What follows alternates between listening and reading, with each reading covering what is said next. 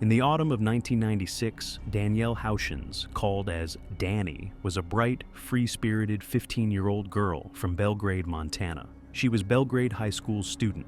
She was kind-hearted, adventurous, and full of life, with dreams of exploring the world and making a difference. She had a deep love for nature, often seeking solace in Montana's breathtaking landscapes. But on September 21st, 1996, in a place she thought was peaceful and safe, Danny's life was stolen in the most brutal way imaginable. That morning, Danny left home around 11 a.m., excited to spend some time outdoors. She drove her pickup truck to Cameron Bridge fishing access on the Gallatin River, a quiet, scenic area where she often went to clear her mind. But she didn't know that this was going to be the worst day of her life. She never came home. At first, her mother thought maybe Danny had lost track of time, but as the hours passed, dread crept in. Danny wasn't answering her calls. It wasn't like her to disappear without a word. By that evening, panic had set in. Her family and friends rushed to the fishing access site, desperate for answers. That's when they found her truck, empty, abandoned, with no sign of where she had gone. And then, one of them saw something in the water, a body, face down, partially hidden under a willow tree. It was Danny. The moment authorities arrived, after investigating the crime scene, they knew something terrible had happened. Danny hadn't drowned by accident. She had been murdered. An autopsy revealed the horrifying truth.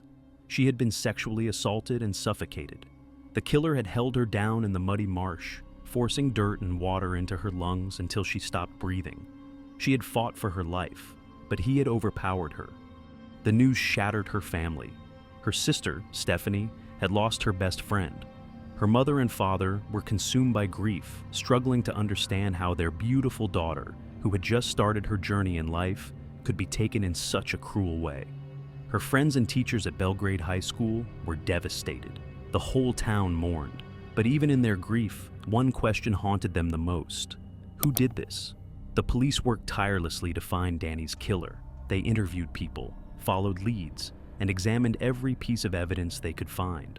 But there was no suspect. No one had seen anything. The killer had left no obvious clues. And as the months passed, the investigation went cold. Years turned into decades. Danny's family was forced to live without answers, knowing her murderer was still out there, walking free, living his life as if he hadn't stolen hers. Her sister, Stephanie, never stopped fighting. She pushed authorities to keep investigating, to never let Danny's case be forgotten. She carried the weight of her sister's absence every single day. And then, after 28 long years, justice finally knocked on the door. In 2019, detectives reopened Danny's case, hoping that advancements in DNA technology could finally uncover the truth. They sent 4 hairs collected from Danny's body to a lab for analysis. At first, there was no match in the FBI's database. But then, they turned to genealogical DNA tracing, the same method used to catch the Golden State Killer. In July 2024, they had a name, Paul Hutchinson, a 55-year-old man living in Dillon, Montana. Back in 1996, Hutchinson had been a graduate student at Montana State University in Bozeman. He had later worked for the Bureau of Land Management. He wasn't some obvious predator with a long criminal history. He had blended in. But beneath the surface, he was a monster, and he had gotten away with murder for nearly 3 decades. When investigators showed up at Hutchinson's home in July 2024, he panicked. He stuttered through their questions, his face pale, his hands shaking. And less than 12 hours later, before police could arrest him, Hutchinson took his own life. For some, it felt like justice had been stolen. Danny's family never got to see him stand trial, never got to look him in the eyes and ask, why? But there was no doubt anymore. His DNA was a match. He was the one. A sister's fight for justice. For Stephanie Houchins, the pain of losing Danny never faded. But in those long years of waiting, she learned to turn her grief into a relentless pursuit of justice. When she found out who had taken her sister, she felt a flood of emotions, relief, sadness, anger. She spoke out, refusing to let the system off the hook. The institutions that are designed to protect the rights of victims failed my sister, failed my family, and failed this community. And she was right. For 28 years, the man who murdered her sister had been free, living, breathing, working, while Danny was buried in the ground. Even though justice came late, Danny's story will never fade. Her family still speaks her name. They remember her laughter, her dreams, the way she could brighten a room just by being in it. Her case is a testament to perseverance, to the power of science, to the dedication of law enforcement, and to the unwavering love of a family that refused to stop searching. For nearly 3 decades, her story was unfinished. Now, the world knows the truth. In the late 1990s, Melissa Dawn Wolfenbarger was a young mother of 2, full of life and dreams for the future. She was just 21 years old, trying to navigate the joys and struggles of early adulthood while caring for her children. But one day, she vanished, leaving behind only questions and a growing sense of dread.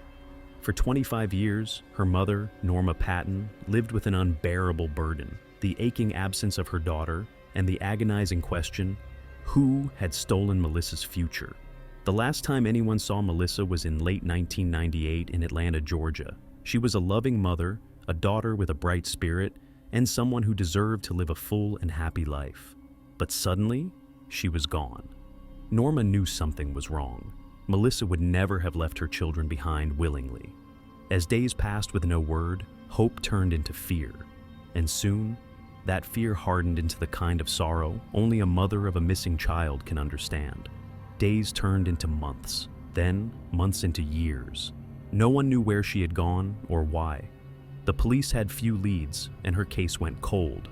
But Norma never gave up. She wanted to know what happened to her. Then, in 1999, something terrible surfaced. A human skull, wrapped in a black trash bag, was found dumped near Avon Avenue in Atlanta. Months later, more remains, dismembered and hidden in garbage bags, were discovered in a wooded area nearby. The body was unidentified, and for years, the remains sat in silence, waiting for someone to listen to the story they had to tell. In 2003, a chilling twist of fate led to an unexpected breakthrough. Melissa's father, Carl Millard Patton Jr., was arrested for a series of brutal murders from the 1970s. He was a serial killer known as the Flint River Killer, who had preyed on multiple women. When authorities took Carl's DNA, they found a match to those unidentified remains from 1999. Not because Carl was the killer, but because the victim was his own daughter, Melissa. For Norma, the news was like losing Melissa all over again. She had spent years hoping her daughter was out there somewhere, waiting to be found. But now, that hope was shattered. Melissa had been murdered and discarded like trash. The way she had been left behind was almost too much to bear. The only thing worse, not knowing who did it. And so, the fight for justice continued. Decades passed. Investigators searched, but Melissa's killer remained hidden in plain sight. Until August 2024, when police finally arrested Christopher Wolfenbarger, Melissa's own husband. For years, he had lived his life as if nothing had happened, as if he had not stolen Melissa's future, as if he had not left their children to grow up without a mother. The exact evidence that led to his arrest has not been made public, but for Norma, it was finally a step toward justice. Melissa's death was more than a murder case. She was a daughter, a mother, a person who deserved to be loved, protected, and remembered. For 25 years, her name was spoken in whispers, in prayers, and in the quiet cries of a mother who never stopped looking for answers. Now, the world knows what happened, and while justice may finally be within reach, nothing can bring Melissa back, but she is not forgotten, and she never will be. That wraps up our video. Thanks for watching. Share what are your thoughts on these cold cases, and don't forget to like, share, and subscribe to Crime Tales. See you in the next video.